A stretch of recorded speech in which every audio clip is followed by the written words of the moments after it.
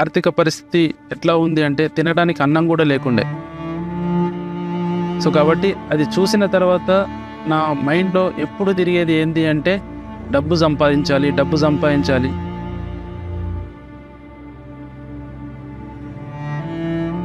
మాది middle class family. మా father వచ్చేసి టెంట్ హౌస్ నడుపుతుండే, మా మదర్ వచ్చేసి బీడీలు చుడుతుండే. మేము చిన్నగా ఉన్నప్పుడు మా ఫాదర్ వచ్చేసి మహారాష్ట్ర భీవండి వెళ్ళి అక్కడ పనిచేశాడు. సో తనకి 2 బ్రదర్స్ 2 సిస్టర్సు. సో ఇంట్లో పెద్దవాడు కాబట్టి కుటుంబ బాధ్యతలు మొత్తం తనపైనే ఉండేవి. హోటల్ అనేది నడిపాడు, టెంట్ హౌస్ స్టార్ట్ చేయడం జరిగింది. సో అలా కొన్ని సంవత్సరాలు నడపడం జరిగింది. టెంట్ హౌస్ నడిపే సమయంలో మా సిస్టర్ సపోర్ట్ చేస్తుండే. ఎప్పుడైతే మా సిస్టర్కి పెళ్ళయిందో సో టెంట్ హౌస్ పని పూర్తిగా లాస్లోకి వెళ్ళిపోయింది. మా అక్క పెళ్ళి కాకముందుకు ఒక ఇల్లు కట్టాడు. సో ఆ ఇల్లు కట్టే సమయంలో కొద్దిగా తప్పయింది. సో టెంట్ హౌస్ బ్రహ్మాండంగా నడుస్తుంది కాబట్టి దాని మీద ఆ అప్పును తీర్చొచ్చు అనుకున్న మేము సో అప్పు కాస్త పెరుగుతూ లక్షల్లోకి వెళ్ళిపోయింది. ఒకానొక సందర్భంలో నైట్ రవ్వ పోస్తే ఉప్మా చేస్తే ఉప్మా తిని పడుకునేవాళ్ళం. ఒక పెట్రోల్ బంక్లో జాబ్ ఉంది అంటే అక్కడికి వెళ్ళడం జరిగింది. ఫోటోగ్రఫీ నేర్చుకొని ఫోటోగ్రఫీలోకి వెళ్ళాలి అన్న ఒక ఆలోచన ఉండే.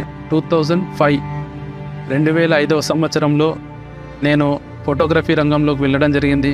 అప్పుడు నెగటివ్ కెమెరాలు ఉంటుండే, రీల్ కెమెరాలు. సో ఆ కెమెరాల పైన పని నేర్చుకుంటుంటే ఒకరోజు మా ఊర్లో డిజిటల్ ఫోటో కెమెరాతోనే ఒక వెడ్డింగ్ షూట్ జరిగింది. మనము అప్డేట్ అయితేనే ఈ ఫీల్డ్లో నిలబడగలుగుతాము అని చెప్పేసి ఊర్లో స్టూడియో అనేది స్లోగా సో తగ్గిపోయింది. ఎందుకంటే కాంపిటీషన్. సో నేను 40 రూపాయలకు పాస్పోర్టులు తీస్తే వేరే స్టూడియో వాళ్ళు 30 రూపాయలకి తీసేవాళ్ళు. సో ప్రతి దాంట్లో కూడా ముందుకెళ్ళాలన్న ఆలోచనే తప్ప నేను ఏం పని చేస్తున్నాను అసలు ఇదేంటి అనేది ఎప్పుడు కూడా ఆలోచించకపోతుంటే నీతిగా నిజాయితీగా చేస్తే సరిపోతుంది, ఎవరిని మోసం చేయకుండా. సో అదొక్కటే నా మైండ్లో ఉండేది. సో మా ఇంట్లో నేను పెద్దవాడిని కాబట్టి మా అమ్మకు చాలా రకాల ప్రాబ్లమ్స్, హెల్త్ పరంగా ప్రాబ్లమ్స్ ఉండే. సో నేను 24 సంవత్సరాలు ఉన్నప్పుడు పెళ్లి చేసుకోవడం జరిగింది.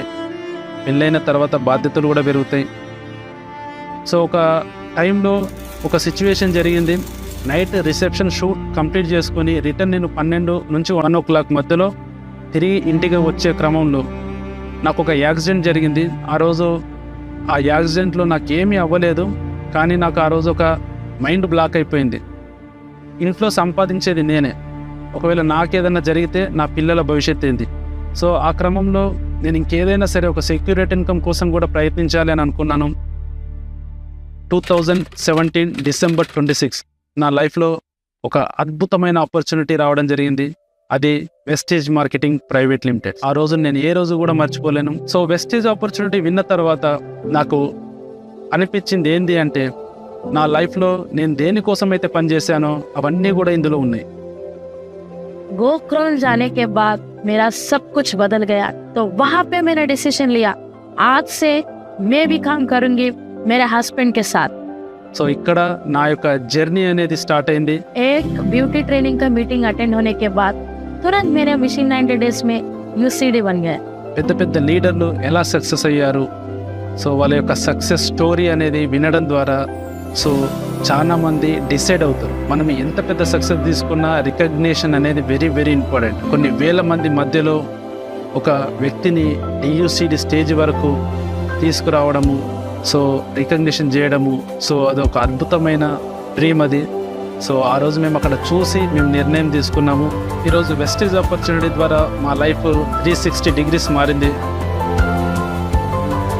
और शॉपिंग करने में भी बहुत मजा आ रही है. ये ड्रेस ले लूं, वो साड़ी ले लूं और गोल्ड भी ले रही हूँ.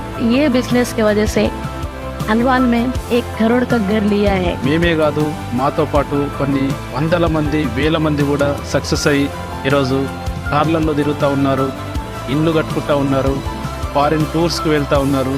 వాళ్ళ ఫ్యామిలీకి ఒక సెక్యూర్ ఇన్కమ్ అనేది క్రియేట్ చేసుకుంటూ ఉన్నారు. वैसे हम गोल किया है, वैसे हम काम किया है. मिशन 90 डेज में हम DCD बन गए.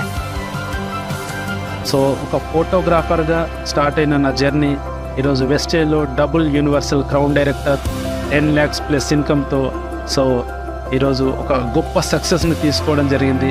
సో దీనికి ఎల్లవేళలా నేను వెస్టేజ్ అండ్ విన్నింగ్ టీమ్కి సో రుణపడి ఉంటాను. సో అట్లాగే మా అప్లయన్స్ మాకు గ్రేట్ ఈ ఆపర్చునిటీ తీసుకొచ్చి ఇచ్చిన ప్రతి ఒక్క అప్లైన్ లైన్ ఆఫ్ స్పాన్సర్కి ప్రతి ఒక్కరికి నేను రుణపడి ఉంటాను.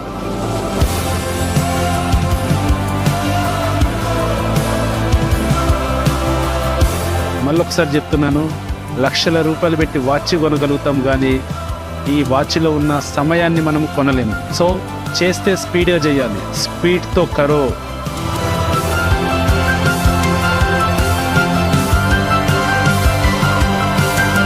నా పేరు అశోక్, मेरा नाम लावण्य है।